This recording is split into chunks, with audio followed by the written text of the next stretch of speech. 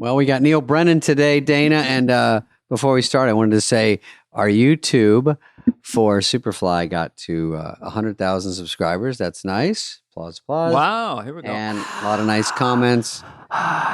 People are seeing the clips and they go over to watch it on YouTube, which is nice. Mm-hmm. You know, we have a known big fan of Superfly. Who's that? Joe Biden. Yeah, it's good stuff. Oh. It's the flies. It's like a fly, but a super fly away. It's because of the David Spade, Dan Carney, I can't believe it's not butter. Oh, that's nice that he said that. Yeah. We got Neal Brennan today on Fly on the Wall, and Neal's an old buddy, spoken stand-up, has a special out right now. He's had him out before. A lot of fun to talk to, and a very sharp mind. Yeah, very thoughtful person about the human experience. He has a podcast called Blocks. We can promote that. His podcast is about people who have mental health things they may not be aware of. He has comedians on and talks through stuff. So he's very interesting to talk to, just about life in general. Very bright guy, and has a new Netflix special. He's got a new Netflix special out right now. He'll tell you all about it. And I have a blast talking to him. I live near him, so I see him out. But he's, part of the Chappelle situation, the Chappelle show, co-created that. Mm-hmm. He's gone on to do a lot of things. He writes for a lot of people. So he kind of knows everybody. I think it's because he is so open, about what he's thinking and what he's feeling. And for this particular episode, he'll talk about how he dealt with his depression and how it got lifted with different a method that you will find very, very interesting. That's made him a much more content person. I'm pretty tight about my craziness, so I haven't been on Blocks, but I will one day unveil my craziness to everyone. I'm doing a side podcast just called Blocks, and it's literal blocks that you play with on the floor. Oh. So it's me with Lego. I could do that one. And a guest. The guest and I just build a little Lego village as we chat. Oh, that's nice. Until that airs, here's Neal Brennan with Fly on the Wall. Let's talk.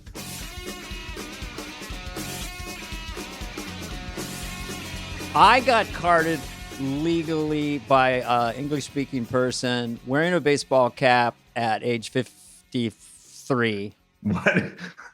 What? Now, do we brag about the last time we got carded? Is this a segment on? We do this with you have Blocks, you have your thing. This is our thing. Yeah. Last time you got, no. I got carded in Thailand trying to buy a ladyboy when I was. I'm kidding. Not old. Neal. So Neal, we're just guys. Hold on, let me switch headphones. Yeah. Have we ever run into each other? Or are we meeting right now? No, we have run into each other just really at quickly. The John Lovitz Comedy Club in Universal City. Oh yeah. Yes, and that's what I thought. And so I hope there's not another one. Is there another one? The chain. It didn't turn into a chain as quickly as we thought. I don't want to. John's a friend, but as a comedian, you're kind of like, oh, you got to. It's at Universal Studios, so you park in Jurassic Park. You got to walk a quarter mile. You go in. It's built for blues. There's a 3-tier thing. So people on the top level are looking down at the top of your head and talking amongst themselves. And the stage is really high. Mm-hmm. And there's a lot of surfboards, right? Because Lovitz loves surfing. That was his theme. Maybe it was left over from BB King, but yeah, John. Well, yeah, BB King, another avid surfer. He was getting out every morning at 5:30. Remarkably, very funny. Very funny. He had a good pattern in between, like a really good pattern. And would remember like narratives between. He'd come back up and be like, "How's your date going?" He knew, you know what I mean? He did crowd stuff. Yeah, knew how to do it. Wait, let's keep talking about the Universal Gangplex. 18 theaters. I used to go to those theaters, because and also if you did the John Lovitz Comedy Club, after you'd walk through or swim through the Jaws theme to get there, you could get 10% off at Tony Roma's across the street. Yeah, you absolutely could. You absolutely could. Your primary audience that was available with North Hollywood gangs that would just kind of infiltrate the mall. That was the audience you're drawing from. Other than that, It had good sound. John was very nice. They had good snacks. Trying to think of something. And they love be like, hey, Garth, what's up, Garth? It's Hey, Garth. Garth. Hey, you are Garth, right?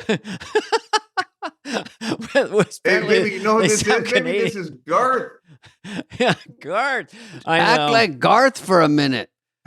That's the thing, and it's a good problem to have. But if I try to do stand-up in a traditional setting, say, I can feel the audience. I guess the only thing worse than not having hits is having hits. I don't know what the word is, but they want me to do the characters they saw on SNL. So, to our guest today, Neal Brennan, do you feel like, do you have classic bits that people yell out for at this point? Three mics. Do it. No, I know, but no. What's funny is on the newest tour for the one that's out for Crazy Good, the new Netflix that we're all talking about. I saw it. Talking about. Is that true? You saw it? Great. Oh yeah, I wouldn't have. Anyhow, yeah. So it's great. It's great special. So thank you. We're going to talk about some of the. Yes. Well, you did some stuff I haven't seen before. We'll talk about that later. Yeah. I thought was so cool. I'm assuming this will be in the podcast. We're three guys. Some of this will, right? All of it's on. The parts where you guys shine, fantastic. So I do a show. This basically the act that's on Netflix, and a guy DMs me afterward and is like, dude, it was my birthday. I paid $150 for whatever. I kept waiting for you to show up. Basically, he was upset that I wasn't sadder. He wanted me to be sad like I'd been in Three Mics and Blocks and most of my life. And I wasn't sad enough. I'm sad that you're not sad. No, I know it's a party's missing, and we're I hate that you fix things. I want to go back and watch just stylistically, or the way your shoulders are, just your physicality. It felt like it was Neal, but you say up front, "I feel good." It's almost like, "Whoa, I can't." Ooh. So I could do 2 hours on this. I know you are very aware of psychology and emotion. So for our audience who doesn't know, you've famously been dealing with depression and having this having this extremely successful career in comedy and stand-up. So that's kind of almost illogical in a way, but no one understands that. Somehow you made it through that, but then something happened. I've only read your Wikipedia page. So tell us, how did you get less sad or kind of happy? I got less sad in a very sort of risky way, which is ayahuasca, DMT, and MDMA. So now most of the alphabet. Yeah, thank you. I got into ayahuasca because our mutual friend Chris Rock sent me an article from the New York Times about ayahuasca and was like, we got to do this, which is, you're old. You know you're old when you get your drug ideas from the New York Times. Your drug idea. Right, Rock's like, we got to do this. Did Rock do it too? Yeah. I didn't know. Oh, that explains a lot.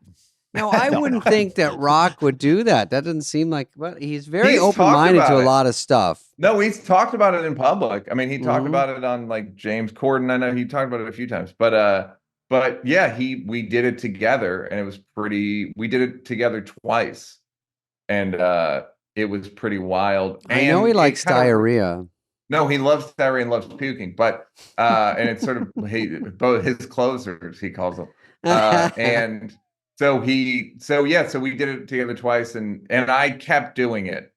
But he's only I don't know if he's done it recently, but did you Ron White? Did you guys go to a place or just do it? We didn't. Yeah, Ron White went to a place. Me and Rock did it. Spade, we actually did it. Maybe at your old. Remember when Rock was renting a place in Malibu? Mm-hmm. Like 2 years ago or during COVID, I think. Mm-hmm. It might have been your old place, Spade. No. that you Oh, shared yeah. you shared with Lovitz in Ted Sarando's spot? No, that was Lovitz that was lived something else. right next Okay. to Gervitz. Oh, Lovitz and Gervitz Yeah, they shared lived it. next to, I don't know, but that was the same beach. Go ahead. I just want to know, set the scene when you. Yeah, 'cause, set the scene. Hey, Chris, he walks into the place, or what? I want to hear the details. I mean, yeah, now I feel like I'm telling his. All right, so Oh, he you had know, a place. if it's personal, No. yeah. I don't. It's his. I don't get. He's talked about enough that it's not like that. I It's don't. not illicit. It's in the ether. Just Yeah, tell exactly. yours. Like, Yeah. what is it? You go in there and you have a helper, or you guys? It was a guy. I got a private. I got a guy came. Mhm. Okay. And he was like a white guy, and Rock was like little Starbucksy. It was because So he's still funny until the stuff. Yeah, no, you're still right. It wasn't even, we hadn't even done it yet. So then me, Rock, and then a few friends, maybe 3 or 4 friends of mine, did it in the place Rock was renting, and it took maybe 4 or 5 hours, and it was just a very strong. Have you done mushrooms? I have done mushrooms, but only in my 20s. Yeah, it's like mushroom. I remember comparing it to mushrooms, and at one point being like, wow, like this is like mushrooms times like 100 in terms of intensity, in terms of like what it could do. So and then we did it again at another place that was more, it was still in LA, but we did it. It was like me and Rock and 25 white, like crunchy white people. Crunchy white people. Soho House? Now you've got this Rock's next special. Crunchy white people. Yeah, it was like very crunchy white people, and that was and I would say that you would have to ask him about it, but I will say I saw Rock get his ass whooped by the ayahuasca in a good way. He got like, it was wild. The second time. Yeah, the second time.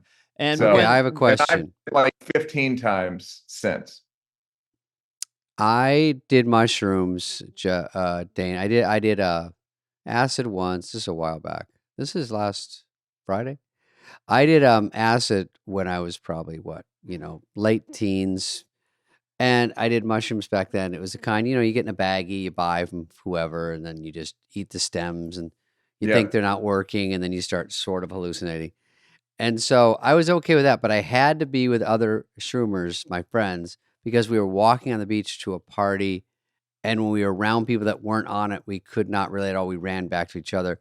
So my experience was, I don't do them later in life because I get scared of getting out of control. Like back then, I had nothing to live for. I had nothing going on. It was just like drug me up just for fun. I think I'd be scared now is the point. I think I'd be scared to get like out of my head a bit and be around people, even though you're friends, that would help. But I don't know. It'd be a little scary for me. Yeah. Were you? But was it scary nervous? at all? Were you nervous a little bit? I don't. The well, time? the thing of it is, I don't do. It's like once you take it out of like a party setting, it can be just different. It'll just be like a different. It becomes like at the, not to be pretentious, but like it just becomes more like ceremonial or something. Mm-hmm. So I used to do, as you're telling me this, I remember I did mushrooms with Norm, Saget, Brewer, and Chappelle one time. I like forgot about it until you were just talking. Like, it's a fun group. It was, we were at like the Mondrian at the Sky Bar. It was like probably 1999 or something. And it was just too much energy. So yeah. So if you're going to do it, try to do it like away from people. And what does it get you after? So you come out of it, you go. It like resets it affects your neurons. Like there's a thing called neuroplasticity, etc. Mm-hmm. And ayahuasca in particular grows new neurons. It's the only substance on earth that can do it, that they found. Mine are dead. You will grow new neurons. Yeah.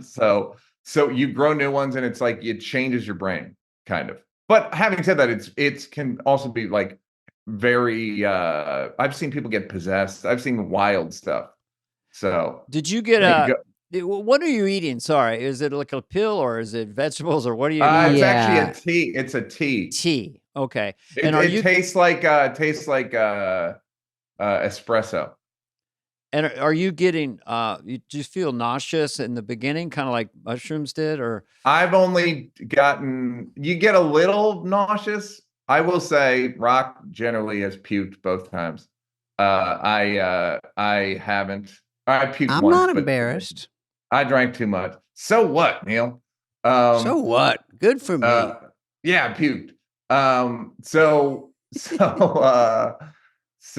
yeah, so it's a little crazy, but it was effective for me. But I can't say like do it, everybody. It's like Right. it can go a lot of different ways. I did it a lot in 2020 and 2021, and this past year I've done MDMA 4 or 5 times, and that's been helpful in a different way. why is it different? Which one's for which? MDMA is Molly, ecstasy. You ever do that, Dana? No. All right. I feel like a bully. You ever do it? And Nerd. Yeah. It's like that's changed me. Also, it's you know what? I'm gonna be honest, it's opened my heart a little bit, guys. Okay. So I understand.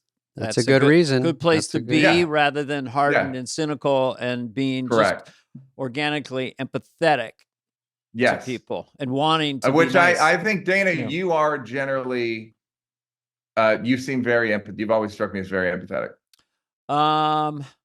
I don't know. My wife and I saw it across at our breakfast table, took a test, personality test, 10 different types. Okay, blink, just do the question. And then what'd you come out as? Helper. What'd you come out as? Helper. It can be toxic in the extreme, but yeah, my wife and I are very much like after you. People ask me, how did you navigate the Game of Thrones of Saturday Night Live?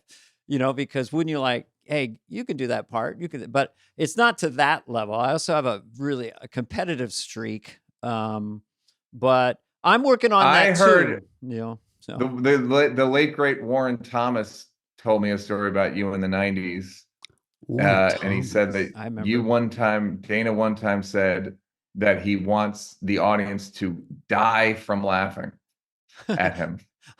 You want to kill so hard, people die. Well, I would say to people that I was in that scene in the late 70s, early 80s, and Robin Williams was there briefly and then gone. And then he would come back as a star, Mork and Mindy, and he would create a small seismic event. And I was naive. I just thought, I guess that's where you want to try to get to that if you can. The most impossible. What do you think the hardest you've ever killed is, Dana? Yeah, and Dana. Spade, I want to hear you as well. Okay, I'll think about it. Oh boy, that goes back a long time. I would say, for me, in anything, in a sketch, I would say, in the early 80s, when I was really doing a lot of stand-up, I had done these goofy pilots and TV shows. And then I was working at this place called The Other Cafe, which Paula Poundstone went, and a lot of people, 70-seater, 60-seater with a big window. And that's where I got so confident doing 8 shows a week that the late shows, I would literally just kind of go with what I wanted to do. And I had so much confidence. I was crushing in that room. And the reason is because I was always a sketch player, but didn't know it. There was no groundlings up there. So I was always trying to do characters in sketch. So in this 60-seater, where there was no hard liquor, was really helpful. In the Haight-Ashbury, where I met my wife, by the way. Those are the best sets I've ever had. Different kind of stand-up. Then were you doing like what were you doing, like Chop and Broccoli? Chop and Broccoli came from there. Church Lady came from there. I can only imagine how hard Chop and Broccoli must have killed in a 60-seater. CB, as it's known, CB. Thank you for helping this podcast. I know, I'm helping. So I would just say that, and then what happens is you go on Saturday Night Live and you're not doing as much stand-up. And then they're Yeah. offering you enormous amounts of money to play enormous rooms, but you're never really in the shape that you should or could be in. So your act gets worse and the money gets bigger. Yeah. But Yeah. you're famous, so you're riding waves and going to your hooks. But that was the best I ever was for my headspace. And if I do shoot another special, I would have to do it in a 50-seater. That's a tight space, but it's not popular to do that. What your theater? How big was that one? 1,000? Fonda, it's probably 800-900 So it felt very intimate. Oh, so. Fonda in Hollywood. Sunset. So David, Yeah. that's my story. Neal, David, Spade, when were you crushing the hardest? I feel like it's any time I'm doing stand-up where they're not filming it for Netflix. And then when they film a special, something happens where the crowd goes, I'm paying to see you. But it just goes back to the joke of whenever most people film a special, it's not their best night on stage. This was my Netflix that just came out was the 2 worst shows of the whole tour. See, I'm telling you, it's true. Dana agrees. It's something about it. I it had just the never... same thing. There was a technical issue on Friday night. So that got to throw that out. So you work on it for 6 months and then you got one shot. And the audience sees the cameras and the lights. And so it's hard to... That's why Sandler's special, because he did it all over the place. And you're watching you're watching his special, and the guy doesn't know he's doing a special. So Sandler didn't know if he was going to use all that. And so that was awesome because it was just he wasn't doing a special. But really, that was your worst set because it felt pretty good. No, it was, I know it was still very good, Yeah. but it was like, and then the thing happens where you're like, you're pissed and you can't be pissed. Yeah. There's like a party that's like, oh, these motherfuckers. You paid to see me. Yeah, that's so funny. I'm having a tough set on my special night when they paid to see me. It's not like you popped in at the Comedy Store. Yeah. I want to introduce a psychological problem based on this and not being able to shoot it 20 times. And it's not a good place to be in. Like if you have the exact same set, cameras are gone, it's gone, it's Saturday night, and it's a little tight, whatever. At least for me, I might step outside the lines, do a little crowd work, switch up my set, try to work what's been given to me. But when you're out there and you're doing your set and it doesn't help me to be in this linear thing. I feel like it's homework. I have to get to these bits as opposed to, I got a lot of bits in my quiver and I'm just out here tonight. So that's another thing to get quiver. I like that. Whoops, Quiver. there's more arrows. Here's some chopped broccoli. Oh, be careful. The church lady may make an appearance. But that's why I want it to be like that on Oscar. Hello. Yeah. Besides me and Spade don't do crowd work. Were there any other suggestions? I don't really do it either. I don't really do it either, but in a small room, you can really have a conversation a little bit. Should we go on to stand? I'm still just curious how you're happier. Ask, I can do an hour. I'll go Anything. however you guys want. Just cut it down. I don't because happiness is such an elusive word. I'm not, and you're just saying you're better. I'm not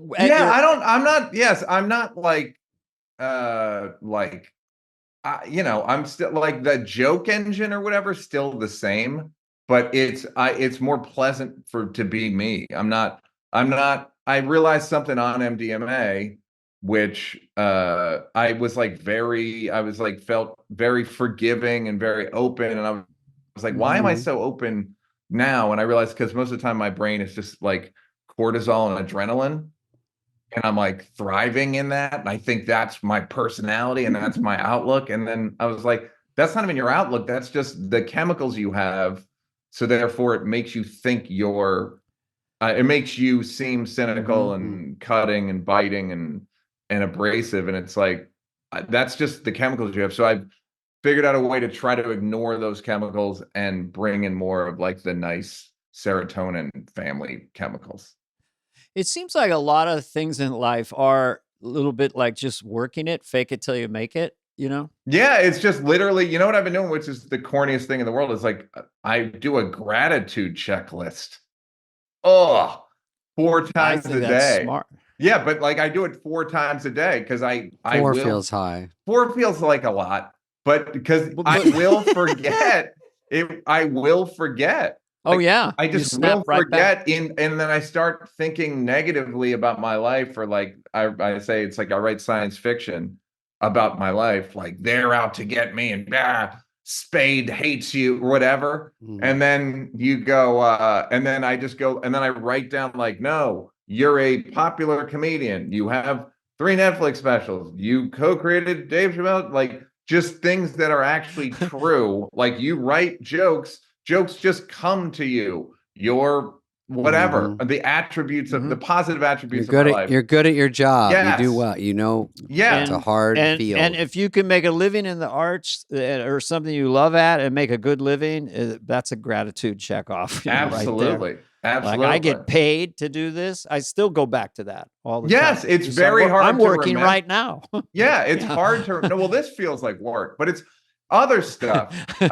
It's hard to remember. It's just hard to remember the positive parts of your life because we're like kind of. It's cooler to be negative and look like, oh, this is hard, and I'm like, I'm a soldier, and I was like, no, we're all incredibly lucky.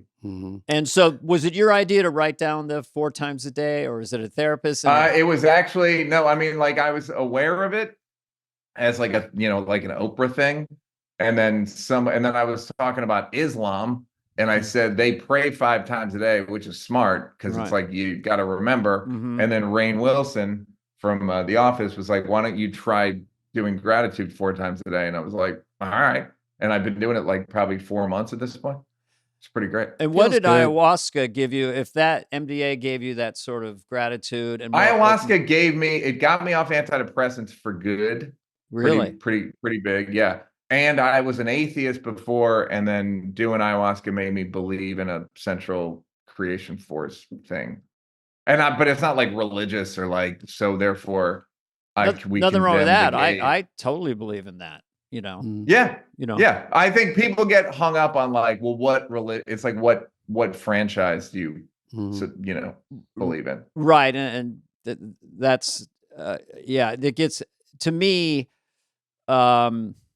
We're here. I always go back to that. Like, why are we here? Are we really here? Is our purpose here? What are we doing here? So I just emotionally have to think there's some creative designer, some reason, because it's also more comforting just to, a lot of faith or just belief systems. They asked Mel Gibson, who's a very devout Catholic, and he did, rather than go in defending the religion, he goes, what choice have I got? I did a little Australian accent. What choice have I got? So, it's like, I'm going to be way more content and at peace with myself during this time, this journey. So it's sort of like I'm choosing to be open to the. Yeah, in a weird way, it is like a self-interested choice because it kind of it's easier if you don't take everything so literally. Like if it's like this is my only shot, and I gotta make the most money, and I gotta succeed, and I gotta honor this time, this 80 years or whatever on Earth, I gotta rise and grind, and you're like, or it's like. No, you're part of a bigger. That's what I say 4 times a day. I would say this is my only shot. I need more money. No, I believe, and I was in my late 20s. I realized there was a higher power than Lorne Michaels. No, I was at 30, and then I said, "There's got to be something above that." And now I'm enlightened. And we're talking, of course, about Bernie Burlstein. Those are 2 of my favorite references. Fantastic. Neal, nobody knows nothing. Nobody knows anything in the business. Now give me 10% of your money. I don't know anything, but listen to me. But we love Bernie. I love Bernie. Of course. When you did Chappelle show was, let's say, 2003. Does that sound right? Oh yeah, that sounds right. It is right. 2002 to 2004. Or 2002 to 2005. Okay, so SNL was going, and you guys, did you ever want to write for SNL? Was that even in your possibilities? Or you We guys, had written, like kind of like me and Chappelle wrote Half Baked in '97, and then Oh, Brewer was yeah. in it, and Jim then Brewer. I kind of got. You were doing Spade. That's when I met you. You were doing 8 heads in a duffel bag, maybe. Not at the Is top that of the true? resume, but Joe yes. In Pesci. Toronto. That sounds In about right. Toronto. Mhm. Yeah, in Toronto. And then I was and then I met a guy named Mike Schur who wrote for SNL, and he and I wrote a couple screenplays together. Okay. And then so I was always sort of around, and then through Schur I became friends with like Seth Meyers and Polar and then all those people. So I would go to the parties. That's got something. Yeah, so that's something. And then I actually, when Dave hosted in 2016, I wrote that week on the show. And it was I mean, it was the week Trump won the election, so it was an insane week to be there. Oh wow. But and it was like, I remember I was friends with Joe, so I was like in Joe's office and on a exit polling conference call at 6 p.m. On the election night, and the guy Frank Lutz was like, Hillary's up by 6. Hillary's up by 6 points. It's like, so then at 6 p.m. Okay. Yeah, at 6 p.m. Eastern time. And then so as the night went on, you just got to see like what like people transform. And like me and Michael Che wrote a sketch about it was going to be Rick James doing an update. I like it already. Why does anything with Rick starts with Rick James? Right. Rick James doing a weekend update. Doing an update about how he realizes that he could have been president of the United States.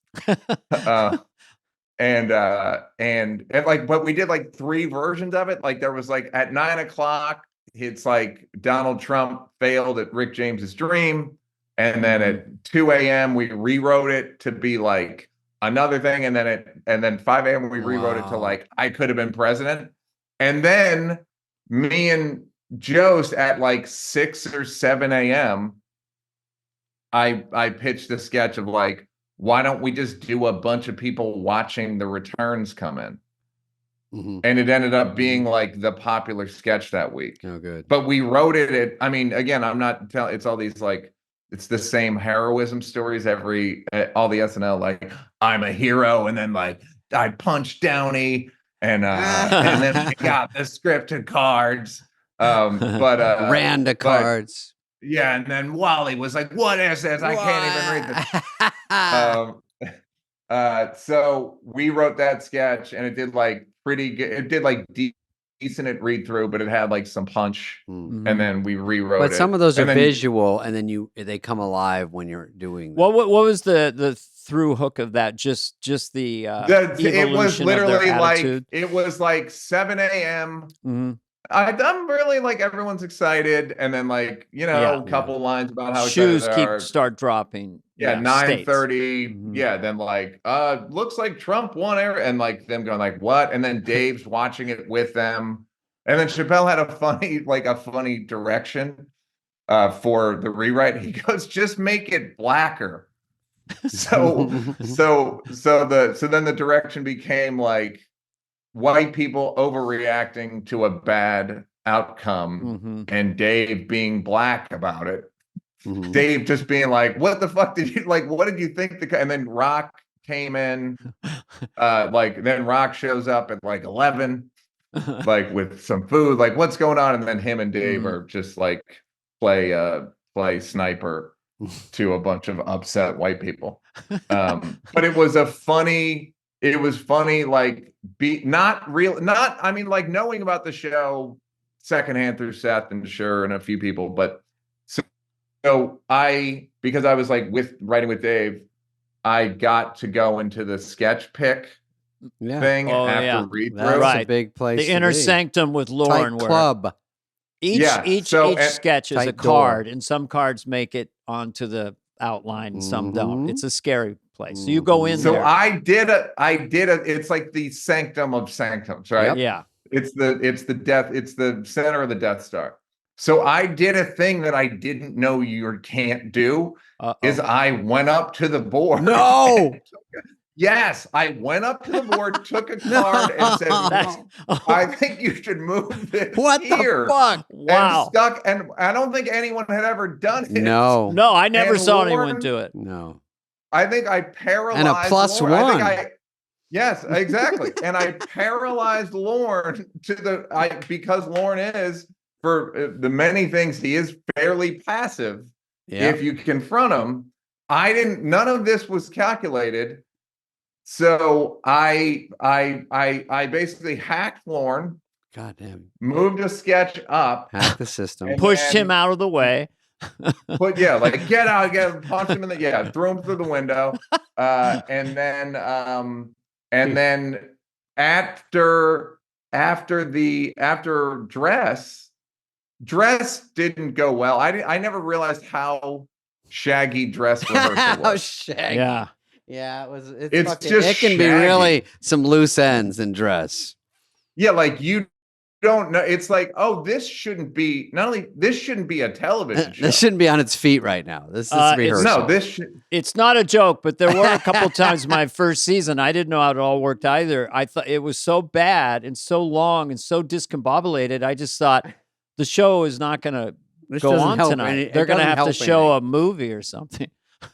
Yeah, they're gonna have to show like The Godfather or something, or like the Lone Ranger or and something. it's so long. Yeah. You're like, this is still going. What the? We got to do It's the so real one in a long. minute. It starts at 7:30. You're like, we're not going to be able to do the 11:30 show. This is running so long. So after dress, we're in the Lauren's office, which is like 75. It's a fire hazard. It's like 75 people. Yeah. In this cramped It is a room. fire hazard. 20 by 20. It's like. Yeah. Chappelle was actually talking about hacking the system. He was smoking during that meeting. It's a tiny room. Lauren, I think I did the card thing again. Jesus, you took over. And then this is how hard I hacked this guy. During the show. You gave notes. During the show, it's like the show's going well, right? Mm-hmm. It's like we figured it out, whatever. Cut the jokes that don't work. It was a miracle. When you cut the shit that doesn't work, the whole thing is better. It starts to shine a little bit, yeah. Yeah. Yeah. And at it's 12:40, 45. There's one sketch left and there's a few on the board. And I go, what's next? And Lauren goes, you decide. Ah, wow. So I got to pick the sketch, which Seth Meyers was like, I don't think that's ever happened. Never. No. And the way you do it is you have to rush the cockpit on Wednesday. Yeah. You rush the cockpit, you wrest control from them. Mm-hmm. And that's the only way. And then you're the captain now. And then Lauren forgot your name because he's so many people. He's probably, could we have the pin pusher card guy come in from Wednesday? Pin pusher. No, you know what's funny? I did go back because I'd had a good experience. I went back another week when I think Aziz Ansari was hosting and me and Jost wrote a sketch. And guess who wasn't in the sketch picking meeting? Yep. Guh-guh. You know what? I know Nearly that B. since then they have someone in there that pushes a beverage cart in front of the host and his friends in the room. So no one can get to the board.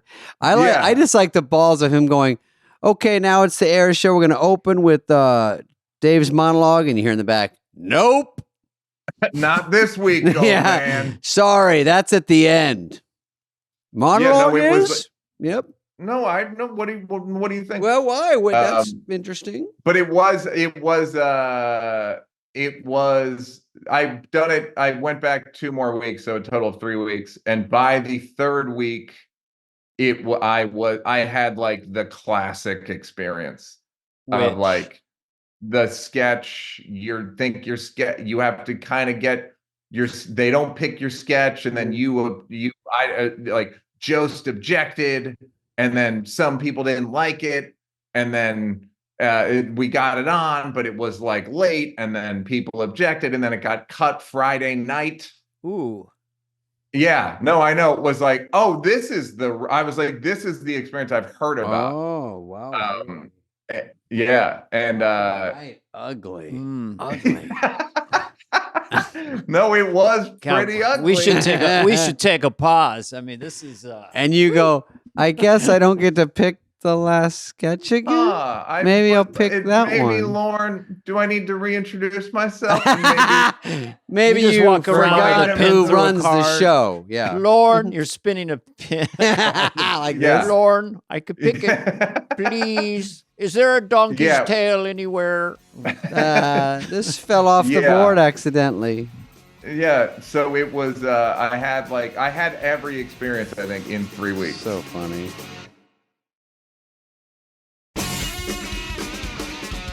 So Chappelle, like, I mean, just in broad strokes, just for our listeners, the difference between doing sketch in that environment and that whatever protocol you guys had, I didn't really know, but I assume it was pre-tape, not live.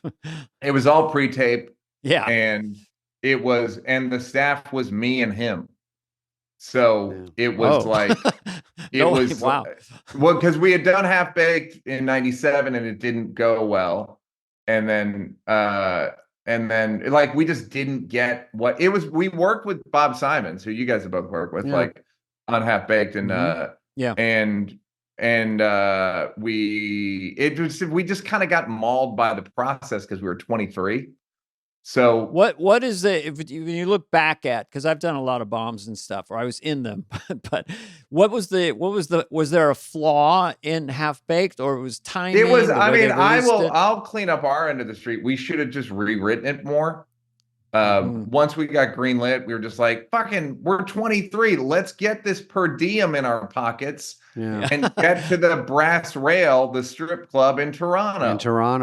Yeah. What are you gonna wear to the Oscars? Yeah, I mean, we were. So like, plus it's so exciting. You go, this is it. They bought the movie. Let's go shoot it. You don't think of let's keep. I do think it had a great name. Yeah, Half Baked. You always remember it. Yeah, that was Brewer's pitch. So like, so we just should have kept rewriting it, and then there was just production stuff that it was like, by the time we saw drawings and renderings of the sets and stuff, it was all very bright and colorful, and we were just kind of like, is this what you thought it was going to be? Just like we didn't. I think Bob had like the Billy Madison lens on it. Yeah, like the Billy Madison color palette. And Dana, I didn't see Master of Disguise, but it looked like you had that. We had it. Adam had it less in Happy Gilmore because it was more exteriors. But he got sort of further away from the sort of the kindergarten color palette. Cheerful, family-oriented film. Exactly. Yeah. We were doing a weed movie, so it was kind of like not exactly right for that. So it just stuff like that. So the authenticity quotient went. Yes. And by the way, should have rewritten it more. Neal, you can even get burned on posters because there's a whole art like a blue background, like it, and I think Tommy Boy has one. A lot of them, there's a system where there's certain colors that make it look like a fun, happy family movie, and there's some that look a little grainier, even on the poster. Yes, that's exactly right. But then also, were you in Airheads, Spade? No. Sorry to put that on you. Brendan Fraser. Yes, but like Airheads was a little more indie looking.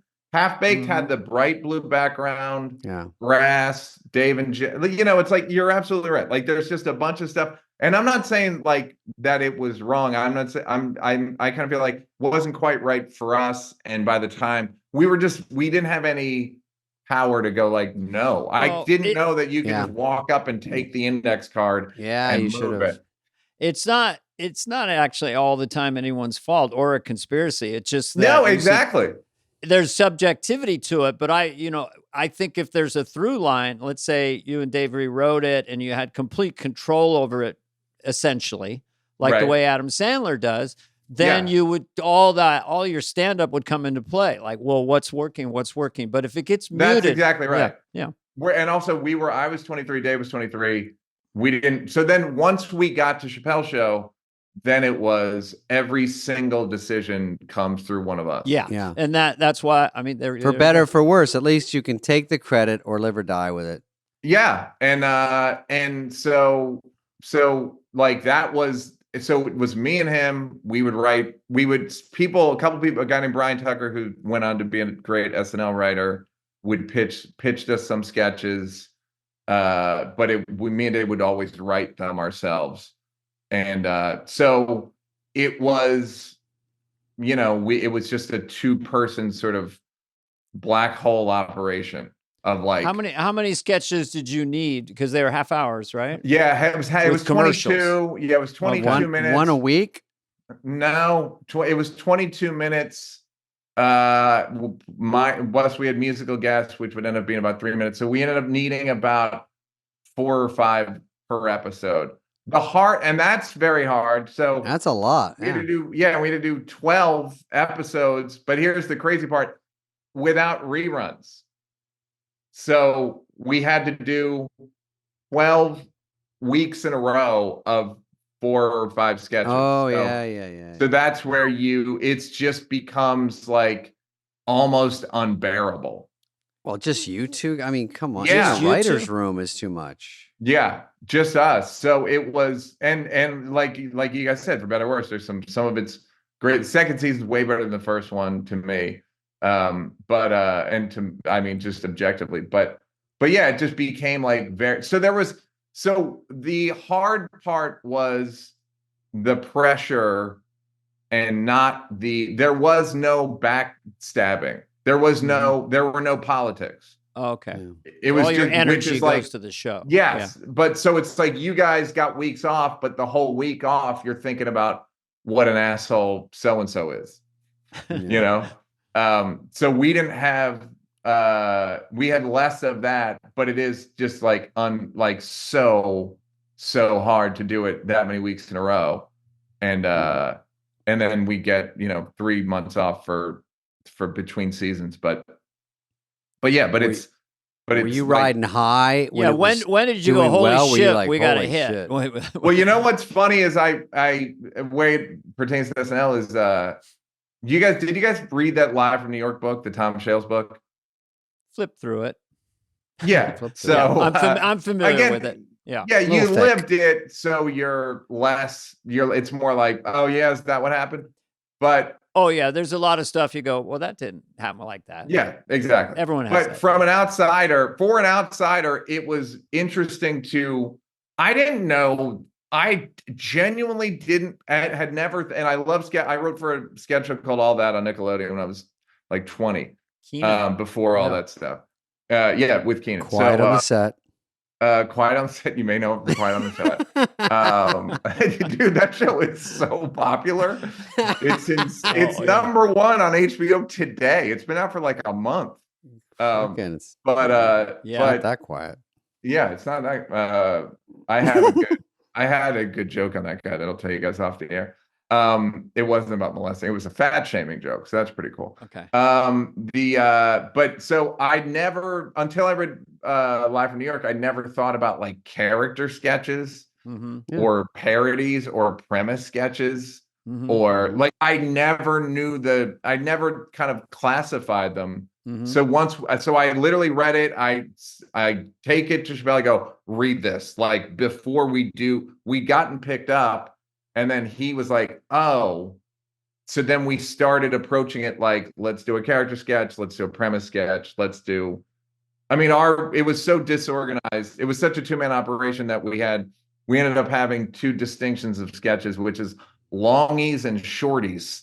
So it was a pretty smart high level operation, but like high level lingo. Well, there's also which is done is we used to call them on the Dana Carvey show presentational.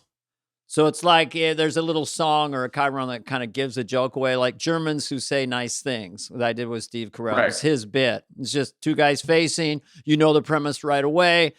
Yep. 2 minutes of jokes. Out. Yes, that's a. I'm glad you brought that up because I remember I went to SNL while we were doing Chappelle show, and I was like, I looked at Seth and I was like, oh, I now I realize having Chappelle on stage setting the sketch up beforehand does so much heavy lifting. Yes. You don't need to spend 80 seconds going like, here we are at a restaurant.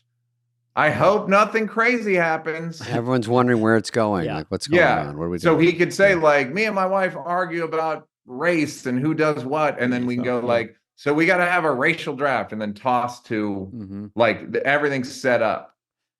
Which again, I think there's like you guys, but Dana, I forgot about how great the Dana Carvey show was until you mentioned it.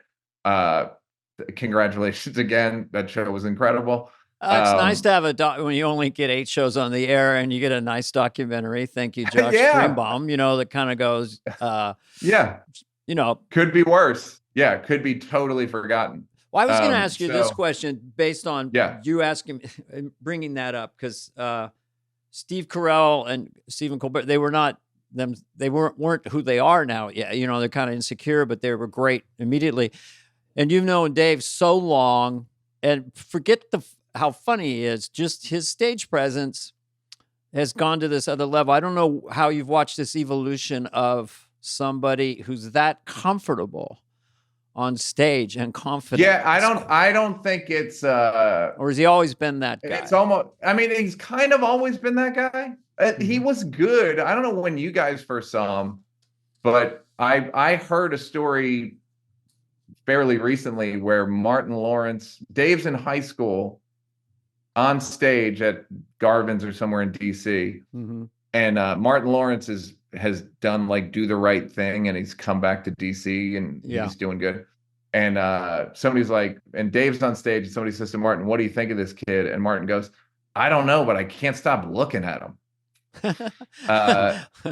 Like he's in high school then. Dave also had a joke that I like telling people, one of his high school jokes, when the show Alf came out. Dave had a joke. It's a good thing Alf didn't land. It's a good thing Alf landed in a white neighborhood and not a black neighborhood, because if Alf had landed in a black neighborhood, 2 weeks later, you would have seen brothers wearing Alf skin coats. Alf skin coats. Pretty good joke for a kid in high school. So like the thing of his, how natural he is. And like, I don't even think I don't even compare it. It's like, well, I'm never going to be able to do that. So it's not even worth emulating, because it's not like a lot of people could. Yeah. Like, do you guys know of anybody that's that? Like, I've literally been having conversations with him. Like, I don't even know when the show's starting. He's smoking, be like, Brennan, you don't know the puts the cigarette, doesn't even put the cigarette out, just backs onto the stage while we're talking and gets a standing ovation. Yeah.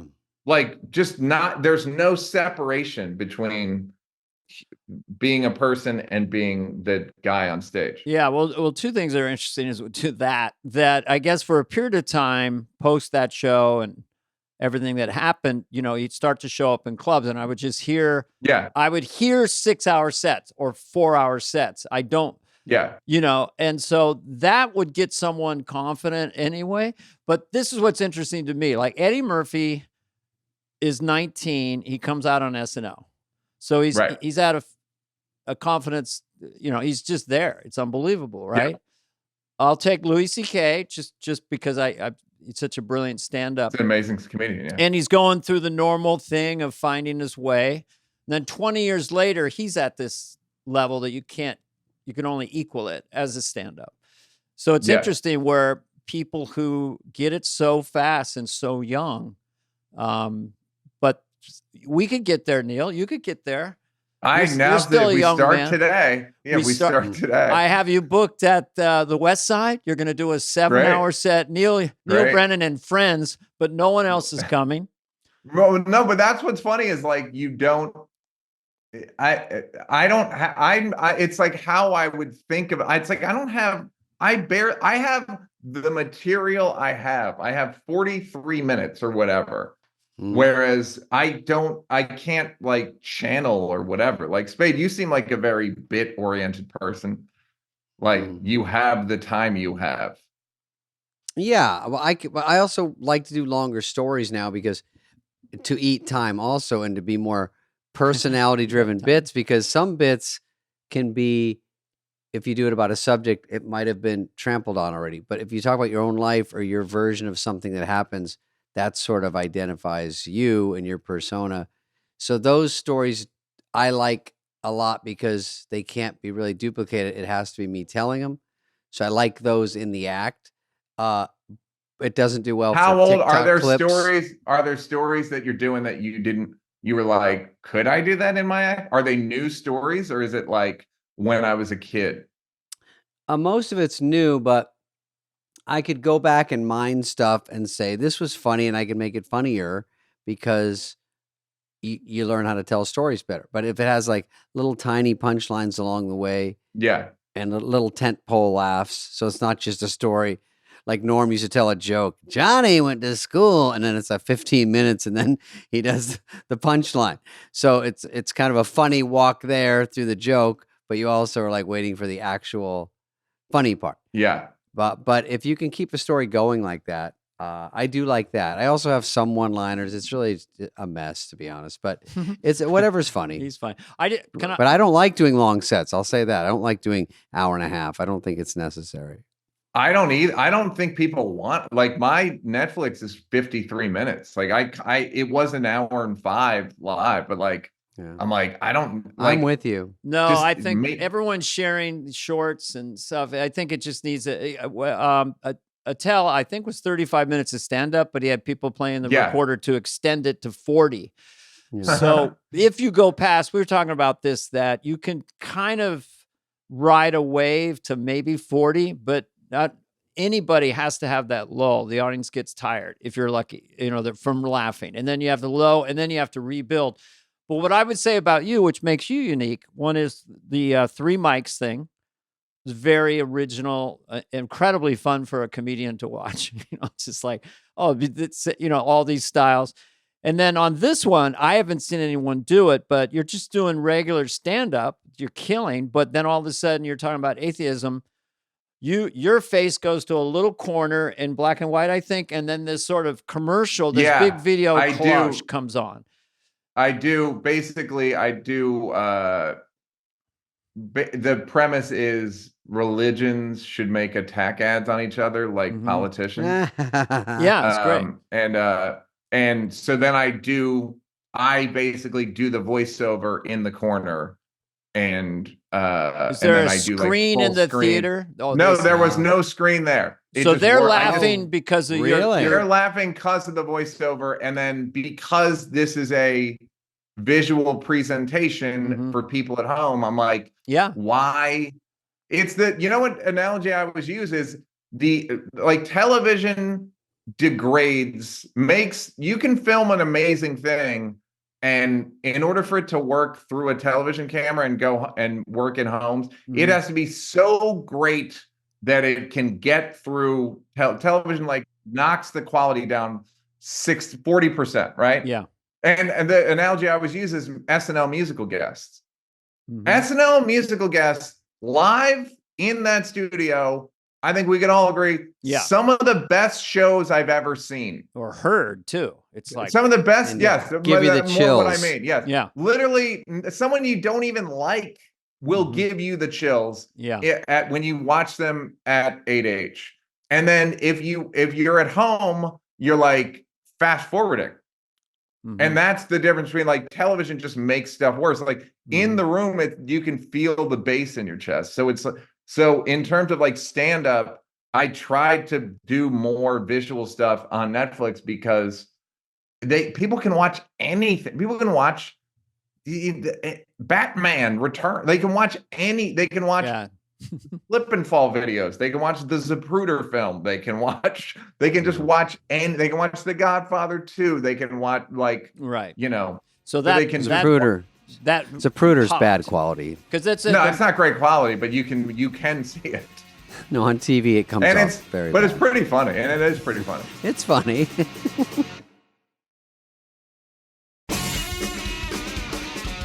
what I was going to say was, then you also did a visual effect where you're like on a big iPhone talking to us. I'm talking about social media. Spade, you would like my comedy. You should look at it. You would, and get influenced by it. Whoops. Yeah. I talk about girls on social media and guys on social media, the kind of hustlepreneur thing. And Danny, you know what's funny is I'm doing Hans and Franz. I'm doing the clap. I do the clap basically. And it took me like a year before I'm doing Hans and Franz. I just was doing it. And then I realized I'm doing Hans and Franz. Without the accent. But I cut to when I'm doing the what's up, guys? You want to make money? I go to like a frame, the 16, the 9:16 frame. So just trying to help myself on television. Yeah.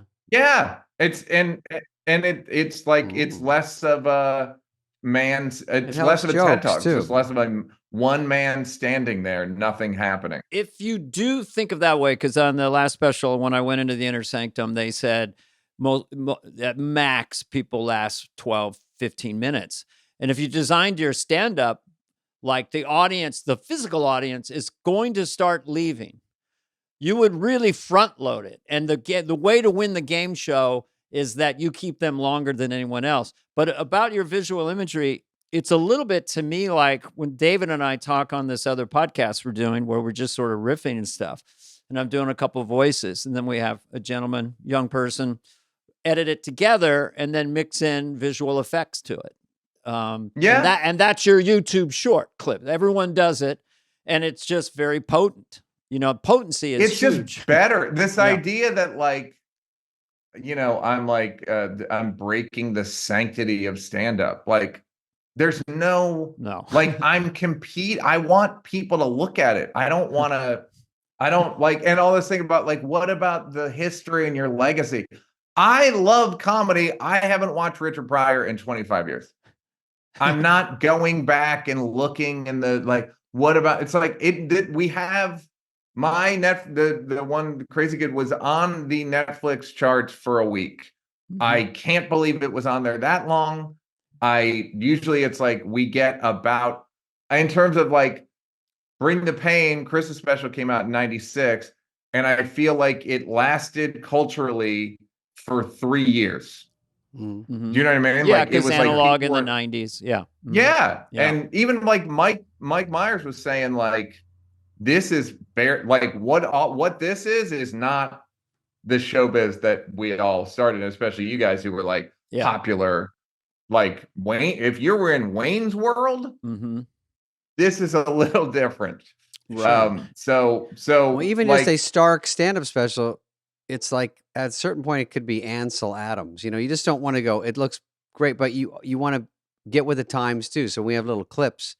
You got to jazz them up or put words, anything. Just jazz them, anything. Just what anything. Yeah. People are. It's Dana. That's a good way to think of it. Is how do I get people to not walk away? Imagine them walking out of it. Bill Burr actually said he tries to make his setups sound insane so that people will be like, what? Where he's I'm sick of fat people crying. And then you go, wait, what? Right. Yeah. Every TikTok starts with, this is the craziest thing that ever happened to me. And then they go, let me back up. And you're like, oh. Yeah. Have you guys know about toes? Well, I stub mine. Has that happened to you? It's incredible. That. Yep. Yeah. I got really rich with crypto. Should I hate myself? Yeah. No, that's right. So bylines. Yeah. Approaching it from not even sensational, or as sensationally as you can do it and not feel like a piece of garbage. That's kind of, or even Sandler's a good example of guitars, and I'm going to put it down, and then I'm going to go over here, and it's right. And he's got visuals. Yeah, he's got visuals. He's got his closer now with the thank you comedy thing. It's and he said he had a screen and stuff behind him. So I totally agree. I think it's silly to think that we should just do it the way it was done. Old fat, a purist. would be the Yeah, because if objective. I'm sure you guys meet people all the time who are like, have no idea who you are. And then you go, I remember there was a girl. I know. Let me slow down. No, there was a girl. There was a girl who wrote on the Daily Show who was a black girl who didn't know that Chris Rock had a show on HBO. There you go. Like easily, yeah. How? And then you go, well, how would she know? She was 8 when it was on. Right. Someone said, I know all your shit all the way back to Grown Ups. I'm like, Grown Ups? That was 10 years ago? I thought I was done by the time Grown Ups came out. Yeah, I got new Juicy Life on TBS. My fans have jumped the shark on that. They're like in their late 60s, and they're like, my kids sure are fans of yours. They are. Yeah. They were born when Wayne's World was made. How's that possible? But yeah. Dana, what are the bits that people bring up from Wayne's World now?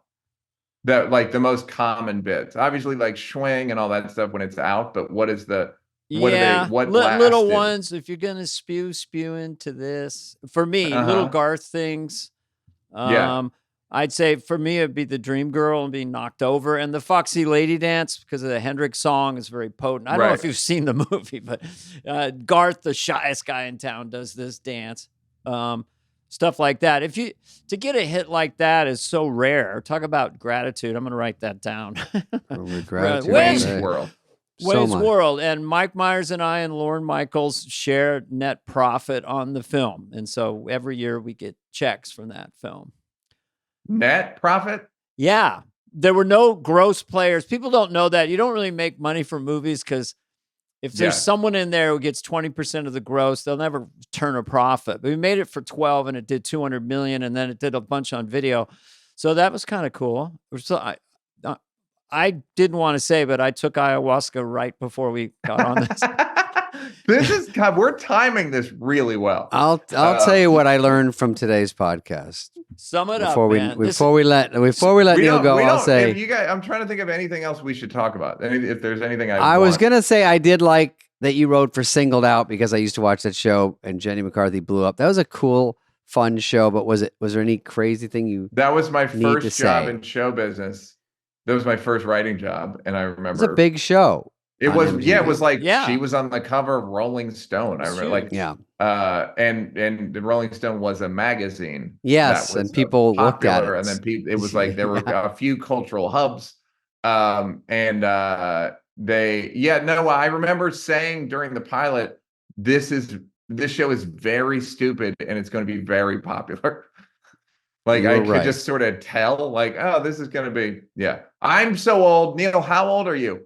I'm so old. I was in Las Vegas the night Tupac was murdered, and I ended up sitting at a blackjack table with Jenny McCarthy all night playing blackjack. That's how old I am. I was meeting Chappelle there, and he missed his flight. Is that how you mourned? Wow. Wouldn't be the first time. Or wouldn't be the last time you miss a flight to meet me. Yeah. And so I'm quite aged. Yeah, you're old. And I think your next special should be called Cortisol and Adrenaline. Is that what you said? Cortisol? Yeah, cortisol and adrenaline. Negative brain chemicals. It should be called Be Grateful That You're About to Watch Neal Brennan's Comedy Show. With a lot of extra pictures and words. Oh, if I do one now, I've been thinking this way anyway. It's just going to be just blasting video and parodies. It should be. What's the downside? Yeah, it's who like cares? Nobody gets. One person complained, like not even complained. They were just like, it kind of took me out of it. Everybody else knows, like, this is where we are. Seinfeld, Jerry Seinfeld didn't mention the video. You know what I mean? Like, didn't say like, I didn't like that. Like, it was everyone's on board. Like we have to help ourselves, guys. I think mine might be called Wait For It because that's what every stupid TikTok says.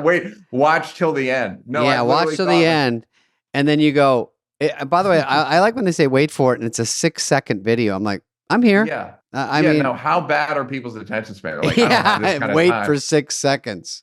Yeah. And then it's very anticlimactic. I just want to quickly do a quick test to see if we can bring Crazy Good back into the top 10. This is a great special. It's revolutionary. It has video effects. You don't believe it. He talks about anti-vax people, talks about Joe Rogan. I see. Sex couples, psychopaths invented the world, basically, and drug addicts. They're very, very important. And, of course, ayahuasca we talk about on this podcast. Of course. And Ellen DeGeneres. I have a joke about Ellen DeGeneres that Spade, I think you will like, and I'm sure Dana Can you say it right now? I'll say it right now. It's part of the special. I basically, people, but like comedians are expected to be leaders now and like morally righteous. And people go, is Ellen nice? I was like, is Ellen nice? How many nice lesbians have you ever met in your entire life? Jim Jeffries. I go after Jim Jeffries. Everybody gets a little something. I don't go after anybody. Everybody was like, everyone has approved and thanked me for them. So like it's all in good fun. Yeah, and Jim Jeffries, I don't think him because with his Australian accent when he first came on the scene, he had like a 10-minute bit, and I remember saying, I don't like lesbians. You can be having the best day of your life. A lesbian shows up, you're fucked. Something like that. But anyway. Yeah. Great comment. Yes. Great. Yes. Incredible comment. Thank you, Neal. And he's on the spectrum. All right. Great. I'm very happy to be here, and thank you for having me. You were an incredible, easy guest. People who do podcasts are really good guests, I've noticed. Yeah, I would like you both on my podcast. It's called Blocks. Spade, I don't think you're going to do it. It's a little too emotional for you. Dana, on the other hand, I think is a prime candidate. Yeah. And I'm going to send some emails about it. Yeah. I would. I have a story. Great. Yeah. Great. Okay. Great. David has stories too. I don't know. That's a whole nother podcast of whether comedians also have some struggle. We're all nuts. I mean, obviously, a lot of people do, but comedians I meet seem to have stories. A lot of them, Seinfeld did it yesterday, so I feel like Letterman's done it, and now I've got Letterman and Seinfeld. I feel like anyone who passes, I'm kind of like, okay, so you're better. Okay, buddy. Yeah, very good. You. All right, boys, good to see you. Thanks, Neal. Miss you. Yep. See you soon on the street. Miss you. Bye. Bye. This has been a presentation of Audacy. Please follow, subscribe, leave a like, a review, all this stuff. Smash that button, whatever it is, wherever you get your podcasts. Fly on the Wall is executive produced by Dana Carvey and David Spade, Jenna Weiss-Berman of Audacy, Charlie Finan of Brillstein Entertainment, and Heather Santoro. The show's lead producer is Greg Holtzman.